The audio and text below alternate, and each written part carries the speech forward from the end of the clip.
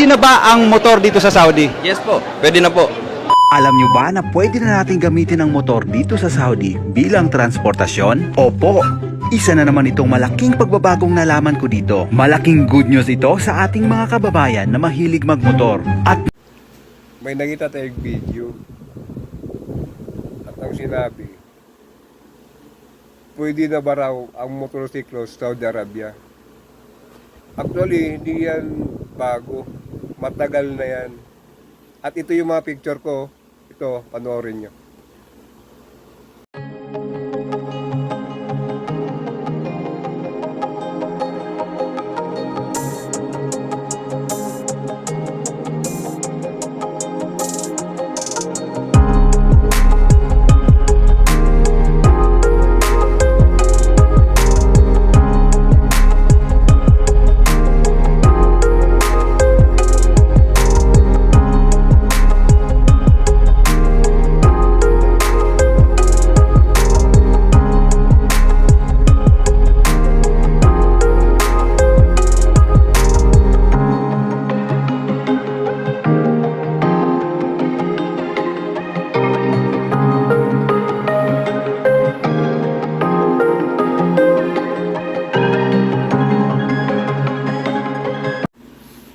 Yan ang mga motorsiklo namin sa Saudi Arabia. Isang Honda at isang Kawasaki Pulsar. Yung Pulsar, kung tatawagin sa Pilipinas, yan ang tinatawag na Kawasaki Roadster. Sa ibang bansa, Saudi Arabia, ang tawag yan, Pulsar. Pulsar 150, Pulsar 180, Pulsar 200. Yan yung mga motor sa Saudi Arabia, especially Kawasaki. napakalaking tulong ito para makatipid tayo sa ating transportasyon. Hello guys! Welcome na naman dito sa Bata at meron naman tayong bagong nalaman. Tingnan nyo guys, ang ano yung nakikita nyo? Motor. Yung makikita mo dito sa Saudi, puro kotse, di ba? So, di ko alam na ang motor pala ay pwede na rito sa Saudi. So, nandito si Kuya, tutulungan tayo. Sir, pwede na ba ang motor dito sa Saudi? Yes po, pwede na po. Opo. Basta po mayroon tayong motorcycle license. motors. Iba pa ba yung lisensya ng kotse saka Iba po yung lisensya ng kotse at saka iba yung lisensya ng pangmotor. Ngayon, nagtatanong kayo kung paano kumuha ng driver's license sa Saudi Arabia. Kung paano ka kumuha ng driver's license sa mga 4 wheels, light, heavy, medium vehicles karon.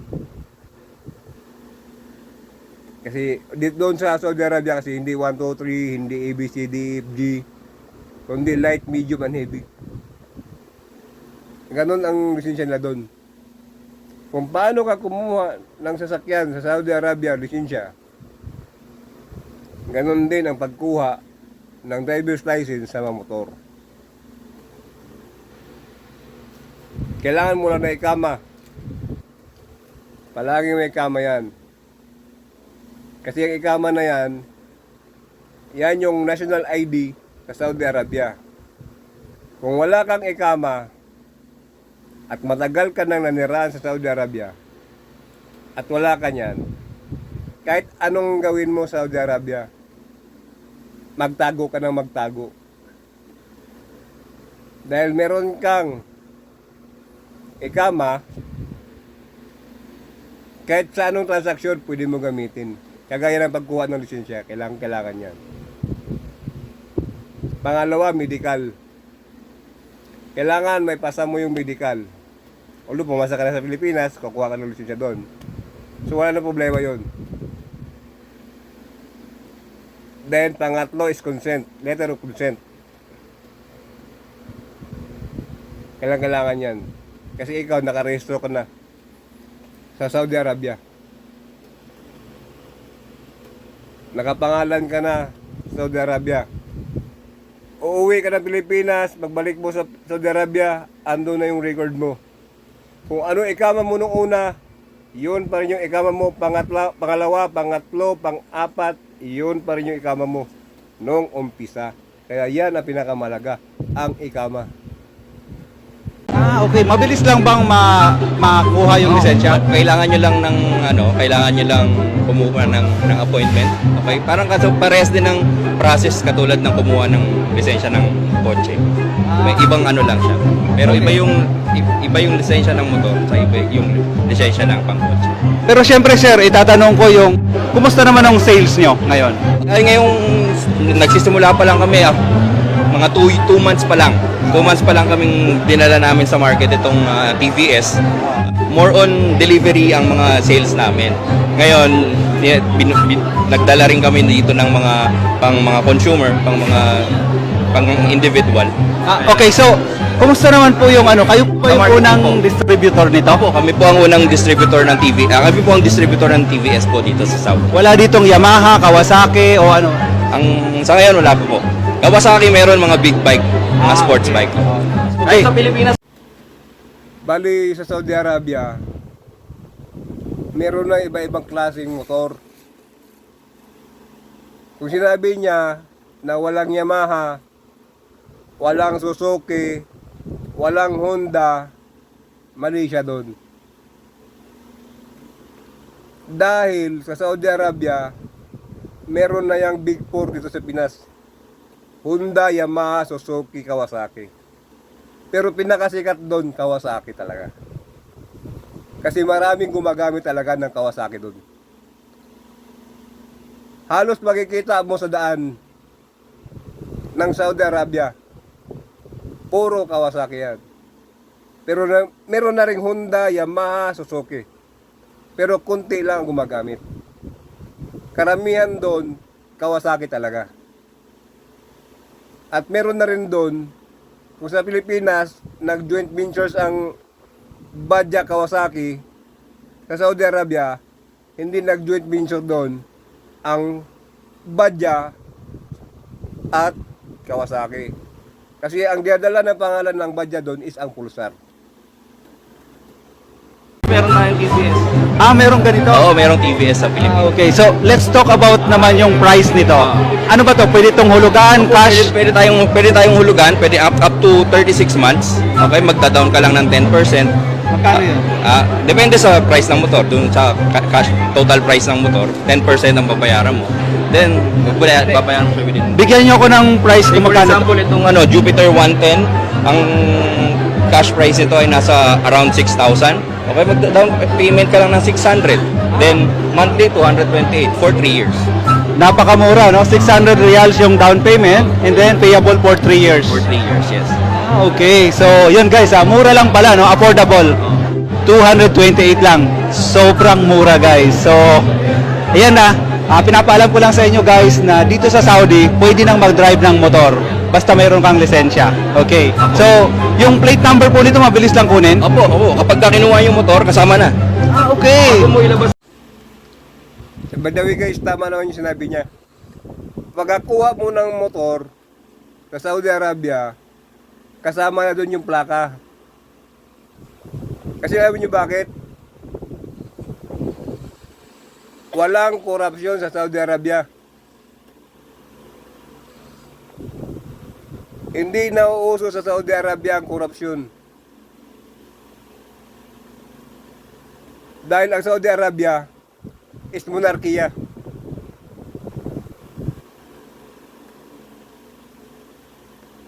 Walang korupsyon sa Saudi Arabia, kaya tama yung sinasabi niya.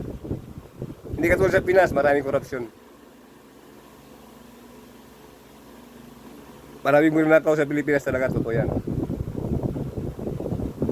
Sa Saudi Arabia, walang magnanakaw doon.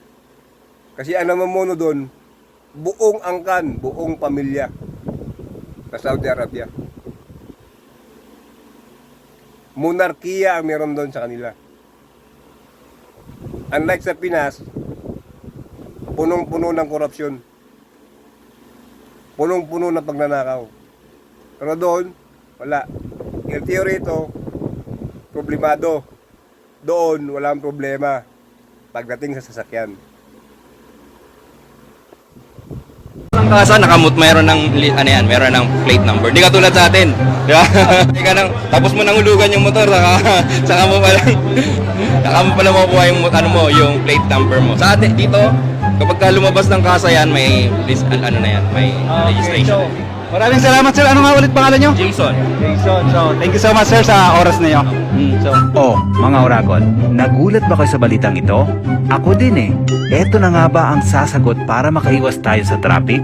Well, syempre, kailangan natin ng matinding pag-iingat dito dahil bago pa lang lalabas ang motor sa mga kalsada. Dati-rati kasi, big bike lang ang makikita mo sa kalsada. Pero ngayon, raratsyada na rin ang mga maliliit na motor. Anong sa palagay nyo ang balitang ito mga kabayan?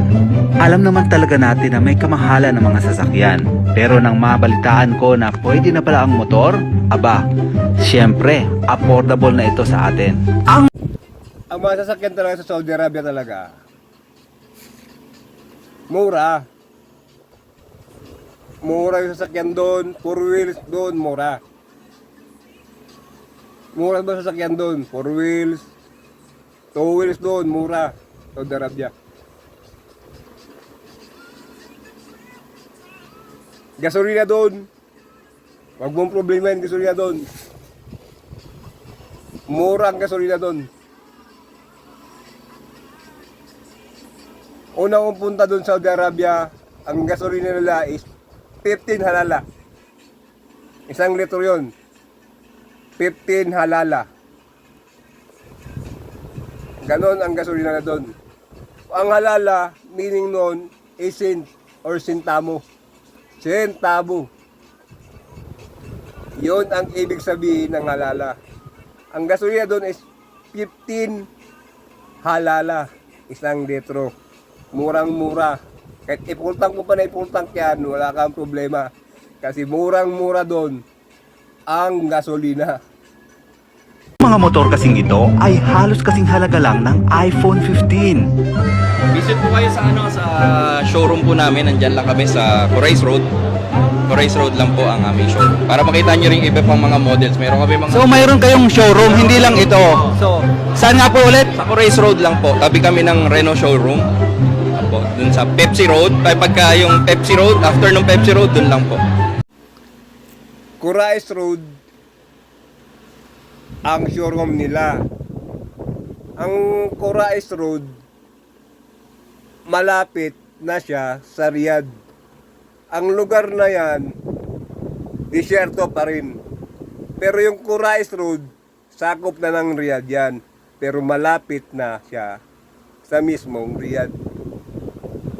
Yan yung Corais Road. Disyerto yan dyan, maraming langis dyan sa lugar na yan. Kaya pag nagpunta kayo ng Saudi Arabia, may sasakyan kayo doon, 4 wheels, 2 wheels, huwag niyong problemahin ang gasolina doon. Dahil ang gasolina doon, murang-mura. Mas mahal pa ang tubig kaysa gasolina. Tandaan nyo yan. Mas mahal ang tubig. Tubig, maliit. 1 real yun. Ang gasolina, naglalaro na ngayon sa 15 to 25 halala. Yan yung gasolina na ngayon doon. At maganda yung gasolina nila doon. Solid ang gasolina nila doon. Kulay puti. So, ibig sabihin, marami pang pagpipilian. Po, marami po. Okay. So, guys, Guys, po mag-test drive. Niimbitahan ko yung mga interesado, meron tayong mga test drive. Punta lang po kayo sa showroom, makakapag-test drive po kayo ng mga motor. sir, isang tanong na lang. Opo. Pwede bang mag-drive yung mga babae? Ito sasagutin ko.